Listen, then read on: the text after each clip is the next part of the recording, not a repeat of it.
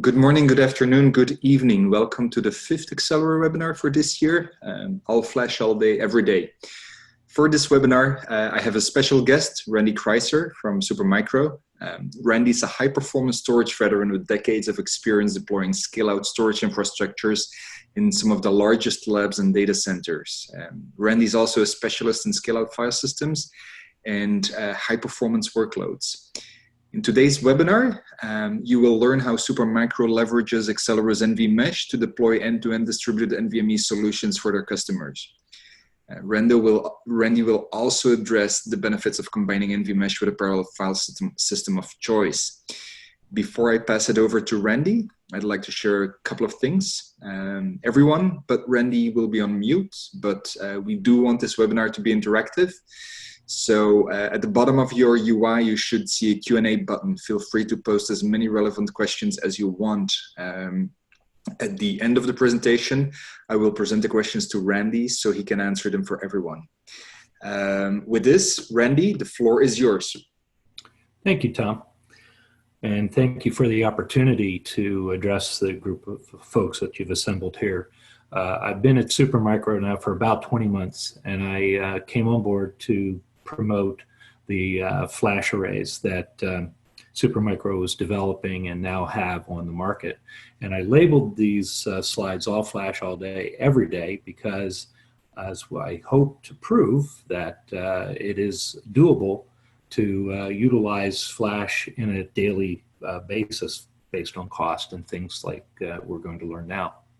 So NVMe Flash is becoming the rage in the industry, and why is it doing that? Because you can get great performance, gigabytes per second, or millions of IOs per second is how we start to measure these systems, and especially when you cluster them together. The prices on NVMe and memory and SSD in general, especially NVMe SSD, have come down significantly in the last couple of months, and I have a slide right after this one that's going to show how that's happened and some of the benefits there. And this is the third thing, a bulleted item here is a phrase I'm trying to coin, and I just proved this yesterday with some pricing that I saw go out to a customer. And what I'm talking about here is that if we have a server with enough NVMe in it and enough network in it, we can generate in gigabytes per second off of this server approximately in thousands of dollars how much that costs. So if, for example, a fully configured all-flash server is $50,000, I'm saying we can get 50 gigabytes per second out of that server, and I'm seeing it happen. And again, due to the dropping prices, the demand creation is starting to really occur. And we're starting to not see shortages, but we are seeing some allocations and things like that, especially on the newer, higher capacity drives. This slide, I think, is a very good slide. You can see, based on the technology, the 4-bit MLC launch in 2018 in August, where the pricing is expected to go. And what I would say is that I'm starting to see things already happen quicker than what is anticipated here. So for example, I saw 20 cents a gigabyte for flash drives in January, 18 already in February, and I'm seeing sub 18 cents per gigabyte now in June.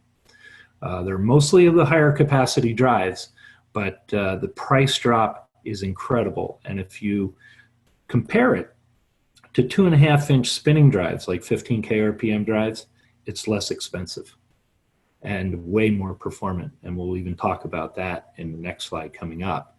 But you can see going out further into 2021 and 2022, what the anticipated price drop is going to be. At those price points, 10K RPM drives are relevant at that point. Now here's the slide I was talking about earlier, where we're talking about the NVMe performance, and we can talk about the NVMe improvement in performance. But if you look at the bandwidth differences between a SATA drive and a SAS drive, you can see pretty impressive at similar price points. The SAS3 drive for the 128K sequential read, for example, is the performance off of a 15K RPM drive. And 2.8 times faster and less expensive is what you're looking at with an NVMe SSD drive of a 7.68 terabyte or 15.36 terabyte capacity. So you get a big bump in capacity, and you're buying it for actually less dollars, less cents per gigabyte than you would a 15K RPM 2.5 inch drive. Some of these are pretty interesting. You know, the latency numbers, for example, on microsecond differences, 7 times faster, things of that nature, 6 times faster, are incredible. And this really helps with a number of the applications that benefit from it when we get to those slides, which are, coming up.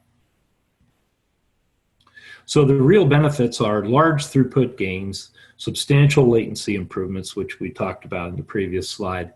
A couple of things that kind of surprised me that customers really seem to care about is how do we configure or how do we access the NVMe drives within the servers?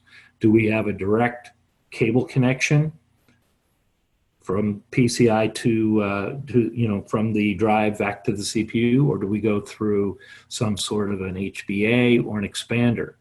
Obviously, if you go through an HBA or an expander, you're going to add some latency to do so. And I was surprised that people really cared about that. So it's interesting. When I do my product pitch, I've got 5 direct attached servers, so there is no expander or HBA. And I've got 5 servers that go through expanders to access, large drive counts, things of that nature that do go through expanders. And I'm very concerned about the performance tests so that I can try to measure the differences in the latency and so forth. But that was something that was very interesting to me when I first started doing this. So the shared common backplane does improve flexibility of drive choice because, believe it or not all drive manufacturers will work with all expander manufacturers. Of course, there's only 2 expander manufacturers on the market right now, but we initially had some difficulties when trying to take the drives that we currently support and make them work with all the expanders. The improved power efficiency is clear here also. Not compared to maybe 2.5-inch drives, but 3.5-inch drives for certain. A lot of the high capacity drives in the special form factors, which we'll talk about shortly, have 14 watts per drive, 16 watts per drive.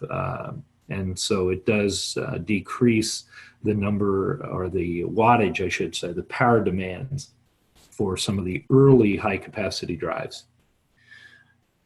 Ultra-fast performance for demanding workloads. That's clear. I think that we've already talked about a lot of that. And then multiple choices on form factors. And we'll get into the form factors here in another slide or two.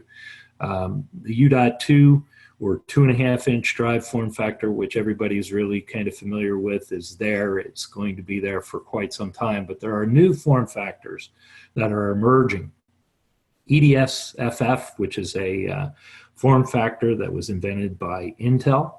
There's 2 versions of this, which you'll see coming up, and then the NF1 form factor, which is really NGS-FF, which has been. So here are the form factors, and you can look at the comparisons. There's 5 different represented here. U.2, again, everybody's familiar with that. M.2, a lot of people are familiar. These are used in a lot of cases for boot devices, things of that nature. A lot of motherboards, including Supermicro motherboards, include an M.2 or a couple slots to plug directly into the motherboard. Not always are M.2 drives exposed outside of the chassis without removing the chassis and things of that nature. But they make good boot devices. And then the EDS-FF and in the comparison to the NGSFF or NF1 drive. They're very similar in size. They typically use QLC type memory. And then the EDSFF long or ruler, as Intel codenamed it, is the EDSFF long device there. That one will be out a little bit later this year. But those are the new form factors, the ones at the bottom, and we have products coming out. They're pretty interesting, and this is where I talk about earlier on the slide where I can generate a gigabyte per grand for the cost of that server, and those form factors are really what's driving that price down to that price level down to that point. So why do we need all these form factors and so forth? Well, you know, higher storage density. Everybody wants more in the smallest amount of space. A lot of these servers, actually all of them, are 1U. And we can get up to 32 NGSFF drives in an NF1 server. The EDSFF short and long all will support 32 drives in that form factor of 1U. Higher efficiencies, you know, power, thermals, the way that we've designed the backplane, for example, does not block airflow. So you get better airflow through one of these special form factor servers than you would a U.2 server, for example. I know that probably isn't the foremost thing on your mind, but when you're generating heat and dissipating heat, getting better airflow through the server makes a whole lot of sense. The other part that does make a lot of differences, you can now use a higher wattage processor with 32 of these drives versus a lower wattage processor if you don't have that airflow, and that can make a big difference on handling millions of IOPS per server, things of that nature. Higher capacity vendor specmanship. This gives obviously the drive manufacturers the opportunity to differentiate. The EDSFF drives from Intel will be two different types. They'll also have a QLC to compete with the NGSFF from Samsung, but they'll also have a TLC, which will offer a little bit better performance. And then when you're getting into the competition that you see between Samsung and Intel today, and there will be other manufacturers that will manufacture to the EDSFF standard. We already know that. Micron is one of those that will be coming out later this year with a special form factor drive to fit the EDSFF long and short. It drives down the cost when you have vendor competition. And that third slide that I showed you, where the cost is dropping, per gigabyte, or is a really based on vendor price competition. And then, of course, storage disaggregation. And I can get into this a little bit more in a few more slides, but one of the ways that Intel is taking advantage of this in their data centers is they're buying Supermicro hardware that utilizes across multiple versions of their CPUs and motherboards, where only the motherboard, memory, and CPU and peripheral cards need to be replaced. The shell of the infrastructure remains the same. So the power supplies remain the same. The chassis remain the same. It cuts down on waste. It's more green. All of the things that I think we need to start paying attention to and so forth. And it just goes without saying. Heavy compute applications really benefit from special form factor and having a lot of those drives available in a few number of servers. And we'll talk about that when we get into the NVMesh piece. So how do you take advantage of all this? A lot of customers initially that I talked to, they weren't interested in paying anything extra for software, software-defined storage like NVMesh. They really didn't want to do that. They wanted to try the free methods, I'll call it, or nearly free methods to see exactly how they could take advantage of this performance that we talk about. So If you load Linux, you're going to get MD and MD80M, and you can stripe NV drives, NVMe drives all day long, all you want. Now, what I would tell you about that is, and I've been using this utility for probably 30 years, at least 20, 25. It was designed for spinning disk, and it hasn't been optimized. RAID 6 was added within the last 15 years. That was a little bit of optimization done on RAID 6 to the point where I can actually make RAID 6 run faster than RAID 5. But RAID 5 has been around for 25 years, and there have been no optimizations done there whatsoever. And it really can't take advantage of NVMe. The next on the list is VROC, which is Virtual RAID on a Chip. This is a product from Intel. It's a header that goes on to a jumper on the motherboard that supports it. But basically what it is it provides containerization for your RAID groups. And it has specific rules so that you have to stay on the same socket within virtual domains and things of that nature. So it takes some of the guesswork out of how do I stripe with MD80M, because it creates specific rules, but it's really only a fancy front end with adhering to those rules, and it still uses MD80M on the back end. So the overall performance, although it's a little bit better than just using MD80M because of the rule enforcement, but it's still spinning disk designed and really pretty inefficient. And the performance is not much greater than what a single NVMe drive can produce. So if you take 4 drives and create a 4+1, well, you're only going to get about the performance of 4 drives. And it doesn't support RAID 6 today, which is a big problem for a number of my customers. Third item on the list is the ZFS file system, and specifically Z2, which is a RAID 6-like parity with 2 parity drives per RAID pool. I've used this. It does work. Again, it's had a few things done to it recently within the last year or two, such as support for 1 meg stripe unit sizes or chunk sizes. That did make a big difference. Prior to that, it only supported 128K. And of course, that wasn't nearly large enough to take advantage of sequential I/O and things of that nature. So the 1 meg chunk size does make a difference, but again, it really doesn't perform to the level of what the NVMe can really produce as far as the performance numbers we looked at. So where does that leave us? Well, what if you used NVMesh? What are we talking about? We're talking about striping devices across servers, incorporating and aggregating multiple 100 gig networks of your choice, Ethernet, InfiniBand, whatever you want. The results of the aggregation scale, and I'm hoping to prove that shortly.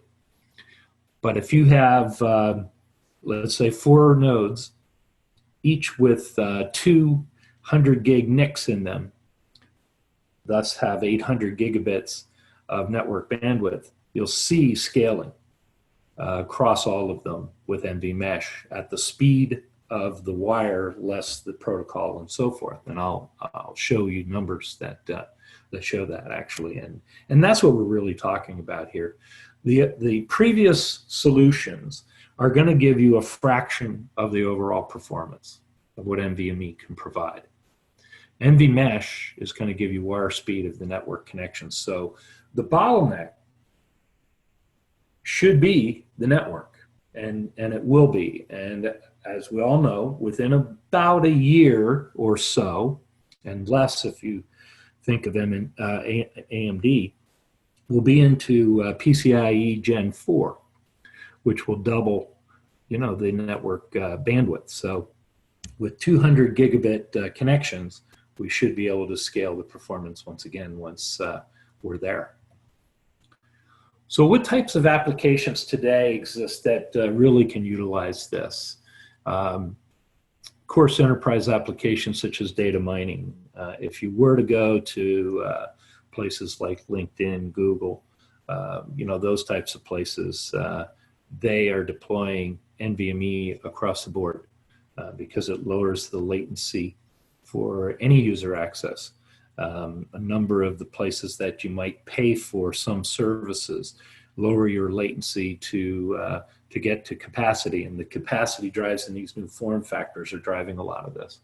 Online transaction processing is really what I'm describing there as well. Financial transactions. The Wall Street companies seem to really enjoy this as well because it lowers you know, the average transaction that depends on I/O and that sort of thing. And of course, high density, hot storage is a big deal. Metadata, whether it be for your parallel file system or metadata that you collect off of your data mining. And then HPC data analytics, it's a field that I've been in pretty much all my life. And the people there are just looking for the budgets to be able to buy in the quantities that they need. But even video streaming.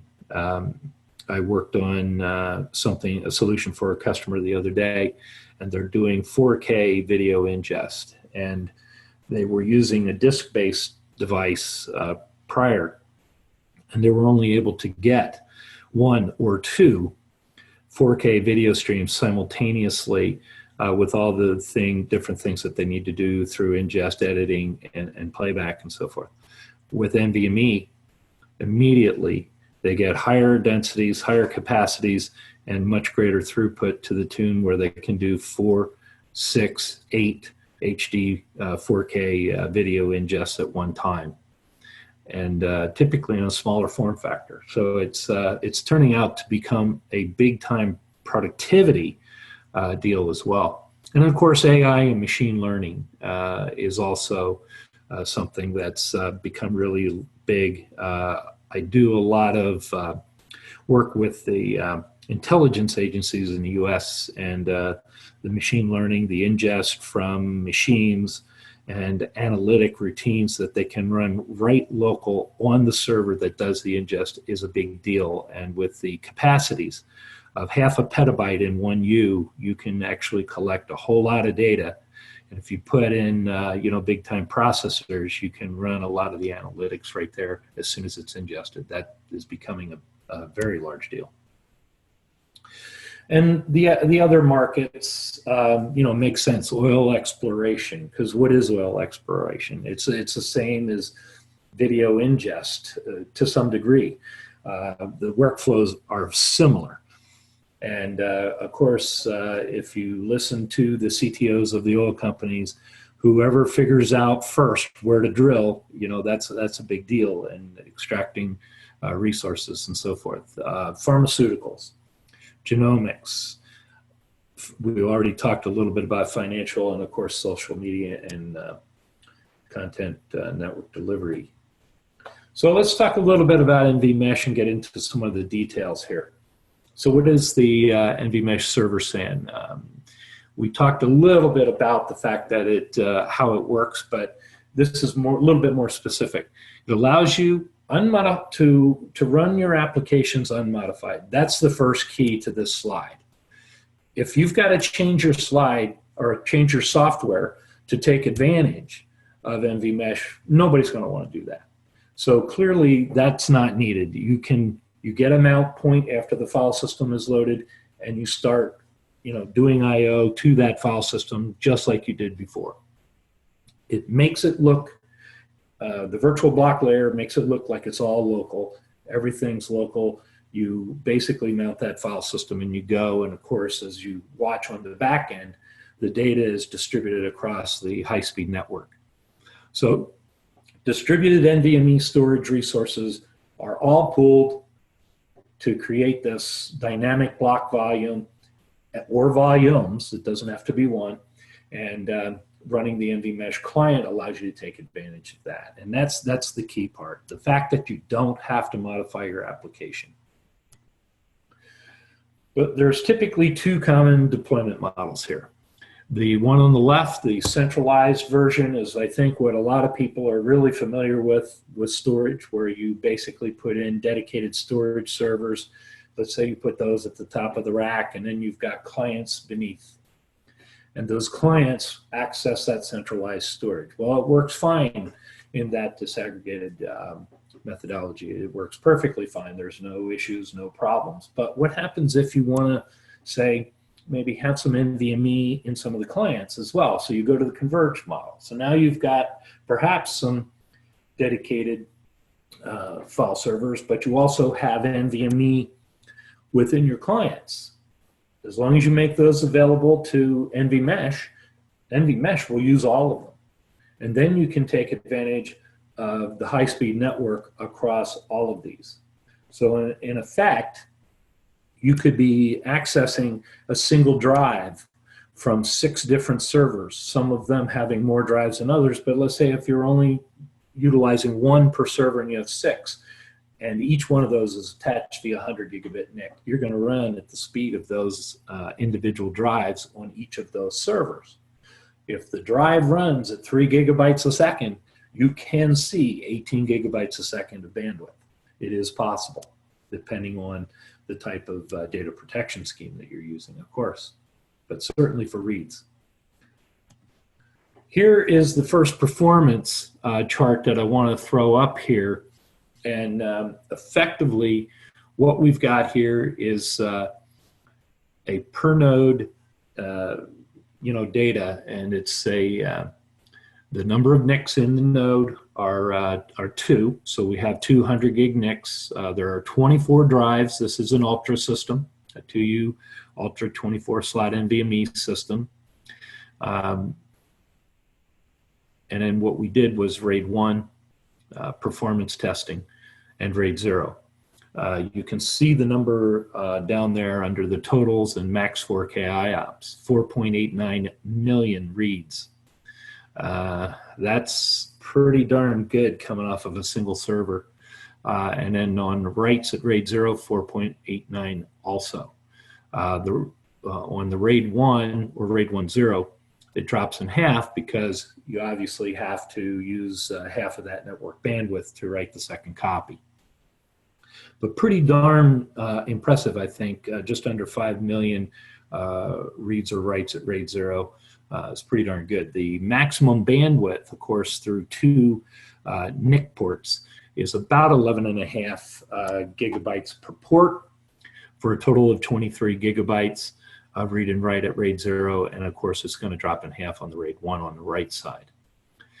You can see the capacity, and of course, as the capacity grows, those numbers will go up as well.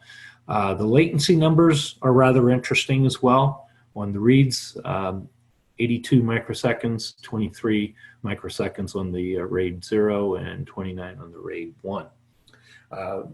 The Mesh Protect 3+1 isn't quite available yet. That's a future feature, which is coming up shortly, just in a few short months. But that will provide erasure coding, and I'll be very interested to see what type of performance we can get there as well. So this particular chart shows a 2U big twin, 4 nodes with 24 NVMe drives. Each node, it has a dedicated 6 drives each. There's a single 100 gig NIC in each of these. So effectively, instead of having 2 NICs like we did on the single server before, we've got 4 servers, but half as many NIC ports. So you can see where the performance on reads at RAID 0 doubles on the read performance, just under 10 million.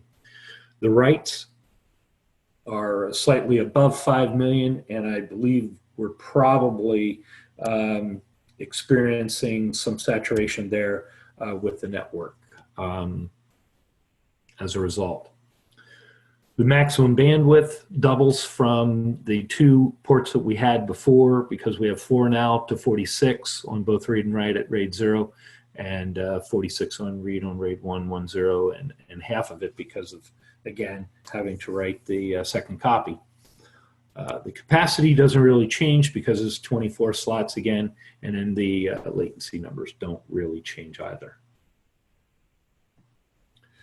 So we've got the comparisons here for a few more nodes, 2U Ultras, 6 of them, each with 200 gig NICs, and you can see now where the performance on 6 servers is upwards close to 29 or a little over 29 million IOs per second on RAID 0 and RAID 1 on reads, and then half that, of course, for the writes.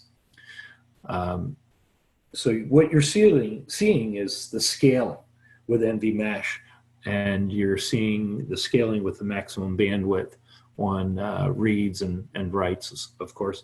And then you can see the latency numbers don't really change there at all. Dropping down to the big twin numbers, there are 100 gig NIC there per node. So, but it's interesting to see the node count go up 24 nodes and look at the maximum bandwidth. We're at 58 plus million reads, 31 million writes at 4K. I don't know how many of you have applications that can take advantage of that many millions of IOPS. I know a lot of people think they can, but some of my customers are really struggling to figure out how to even write the code to be able to do that many millions of IOPS per second. On the bandwidth side, it's not nearly as difficult to write applications to get 250,000 gigabytes per second. But the performance scales, you can see that we've demonstrated this in our labs in San Jose. One of the file systems that I wanted to mention, certainly the other parallel file systems that are out there are clearly supported. I've run Lustre on top of NVMesh. I've run GPFS on top of NVMesh. The performance numbers are great, and it supports them just fine. But BGFS is a file system that you don't really have to pay for. You pay for the support. In that regard, it's similar to Lustre, where you get support from WAM Cloud. But BGFS is a file system provided by a company in Germany. And you can get local support in the United States from a few different entities. But it's one that I think has some differences from Lustre specifically. They are making changes to the file system that allow them to take advantage of NVMe. And I think in the long run, be able to take advantage of NVMesh over top with the file system layered on top of that. And I think you'll really see some big benefits come out of BGFS in that regard. But I just wanted to mention that before we finished. And then in summary, NVMe has dropped so much, it's literally within 10% of the cost of SSD, SATA SSD as an example. But the performance is much better. The power consumption is dropping. And there are multiple choices now on form factors to get into the capacities. In 1U, we'll have a petabyte by the end of the year. In 1U, we're at a quarter or half a petabyte today. The driver firmware, which was an issue when the product first released, just like it is with any other product, is becoming mature, and a lot of the bugs and kinks have been worked out of that. And applications really can take advantage of NVMe with the right tools like NVMesh. So more importantly, Supermicro has combined with the best networking solutions from Mellanox and the NVMesh to deliver full network bandwidth performance. And I think we proved that with the preceding slides. And with that, I thank you for your time.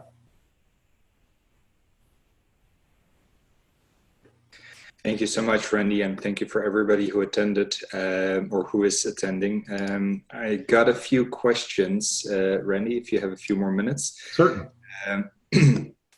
Michael was asking whether this can also be used with spectrum scale, so that's GPFS. Yeah, absolutely. I refer to it as GPFS because I've been working with it since 1999, but I should use the term spectrum scale. It can be used with spectrum scale. I have used it with 5.0 and it works perfectly fine. All right, cool, thank you. And then Vinay was asking which brand NVMe drives do you support? So Supermicro supports Micron, Intel, Samsung, Seagate, Western Digital, and SanDisk today. All right, and I can add to this that Excelero supports all those drives as well, not unimportant. The only thing we need to keep an eye out for currently, the Micron 7300 drive, which is coming out in about another, I'm going to say 45 days or so. It will be the first drive that will support the erasure coding that Excelero will be coming out with shortly thereafter. Correct. And then I got a question from Catherine. Is it possible to combine converged and disaggregated mode? Yeah, absolutely. You can. So if you were to go with a disaggregated mode today where you have dedicated file servers and then you added clients, let's say even later, and you want to put NVMe in those, you definitely can match those up and it'll work just fine. All right, awesome. And then Pascal was asking, how can you buy this solution? Well, so right now, especially if you're in the United States and you're a U.S. government customer of Supermicro, Supermicro will resell the NVMesh product to you. And we can discuss, different support arrangements and things of that nature. But that can be, the whole product can be bought through Supermicro. Awesome, good. I have no more questions. So unless anyone is still typing something, let's give this 5 or 10 more seconds, but I don't see anything pop up. Well, anyways, yes. I do get another question. Do you have a plan to release an appliance solution? Great question. So without giving away the farm, I believe that is what is on the agenda for engineering. We have a very close relationship with Excelero, and engineering has, and marketing, I should say, has asked about the possibility of doing that. So what that means specifically is that we'll bring the Excelero software and client into the fold, produce a SKU, which is a big deal, and offer that on our price list. And at that point, with all of the different hardware solutions that we have, allow you to apply the Excelero SKUs to the appropriate NVMe servers that you would want to couple it with from Supermicro. So it will look like an appliance when it goes out the door. All right, awesome. And thank you, Mr. Morimoto, for that question. All right, let's count down again, give it 5 seconds. In the meantime, I'm keeping an eye on this, but Randy, I want to thank you for helping out with this. I think it was a very interesting webinar. Folks, you will get an email with a link to review should that be needed or should you want to share it with someone. Very happy about this one. Good attendance. Thank you, everybody. And again, thank you, Randy. Have a great rest of your day and see you next time. Bye-bye. Thank you.